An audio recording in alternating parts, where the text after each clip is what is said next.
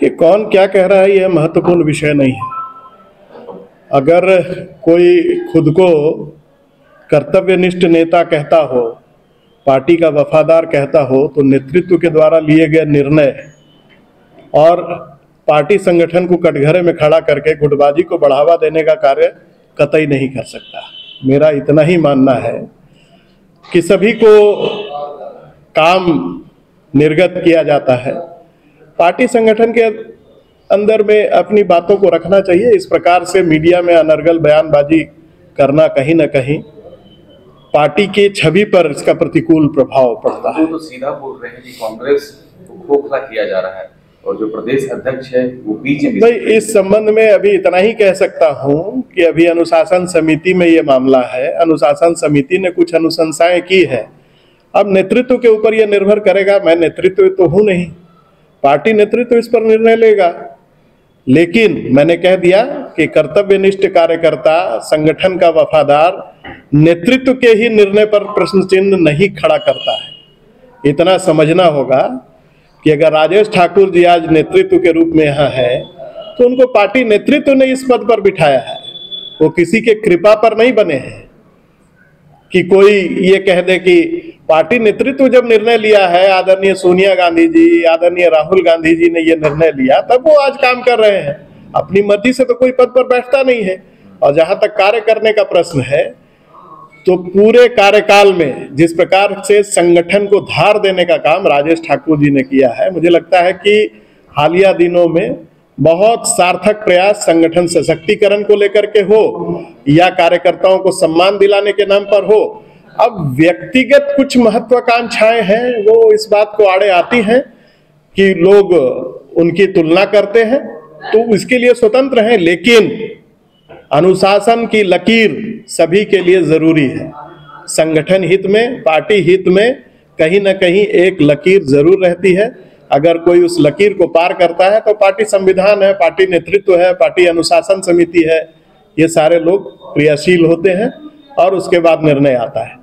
और पूरा घर उस समय परेशान हुआ करता था कि आखिर ऐसा कौन सा काम हम कर रहे हैं। हमने अपना सारा जीवन एक अलूप डूबे और साथियों को तैयार होने में वैचारिक रूप से 32 वर्ष लगे।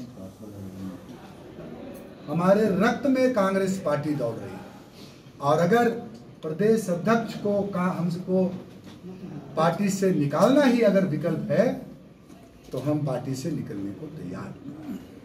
उनको अगर लगता है कि एक उनका ईगो सेटिस्फाइड हो रही है,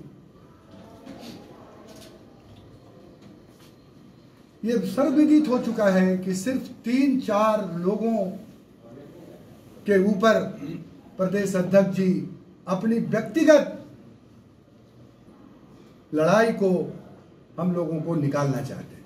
निकाल दीजिए, 1.5 साल हो गए, निकाल दीजिए। सब जानते हैं कि हमारे अच्छे मित्र थे, अच्छे मित्र हैं, अच्छे मित्र रहेंगे। उठा करके देख लीजिए, कोई ऐसा जिला नहीं है जहां पिछले 4 दिसंबर से मारा पीटी, गाली गलौज, धक्कम धक्की, अपमान, पैसा छीना झपटी, कोई ऐसा जिला नहीं है जहां लोग आंदोलन नहीं कर रहे हैं। अनुशासन का डर आप दिखा रहे हैं जरूर, लोगों को अनुशासन का डर का। और कांग्रेस के कार्यकर्ता, एक चीज आप जान लीजिए, ऐसे ही नहीं 140 वर्षों से ये पार्टी आगे बढ़ रही। कुछ है इसमें जो हमारी हस्ती मिटती नहीं है। तो सब बहुत लोगों का सपोर्ट है। कुछ लोग सामने हैं और बहुत सारे लोग इस लड़ाई में हमारे साथ इसलिए हैं कि वो कह रहे हैं कि हम चुनाव की राजनीति करते हैं और चुनाव की राजनीति में हमारे परम मित्र राजेश ठाकुर जी का चेहरा सामने रख करके 2024 के लोकसभा और विधानसभा चुनाव का मुकाबला किसी सूरत में नहीं कर सकते। मीडिया में जाकर बयान दिया कि हम इनके जवाब से संतुष्ट नहीं हैं और इनको हम समय नहीं दे सकते। हम आपके कांग्रेस के कार्यकर्ता हैं। मीडिया में जाने के बजाय आप मुझे बुला के पूछ सकते थे कि आपने गलती की है, क्यों नहीं आपको 6 साल के लिए पार्टी से निलंबित या निष्कासित कर दिया है। लेकिन आपको हमारी छवि, हमारी प्रतिष्ठा जनता के सामने धूमिल करने का। जिस समय कल आपने प्रेस कॉन्फ्रेंस किया है, उस समय से लगातार लोगों के फोन आ रहे हैं। घरों में जब हम प्रवेश किए हैं रात में, तो घरों में भी पूछा जा रहा है आखिर कौन सा गुनाह किया है जो आपको पार्टी 6 साल के लिए निलंबित करने के लिए जा रही है। मुझे नहीं लगता है कि हमने, जैसा हमारे साथियों ने कहा, कि हमने कोई गलती किया है। इस राज्य में 22 वर्षों में पहली मर्तबा एक ऐसे गठबंधन की सरकार को मौका दिया प्रचंड बहुमत राज्य की जनता ने।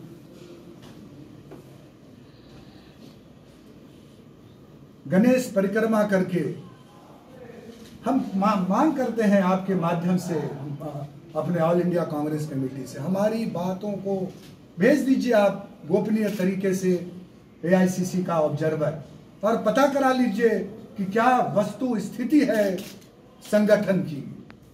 हम चुनावी राजनीति जब करते हैं तो क्या इस चेहरे पर हम 2024 के चुनौतियों का मुकाबला किसी भी सूरत हाल में नहीं कर सकते।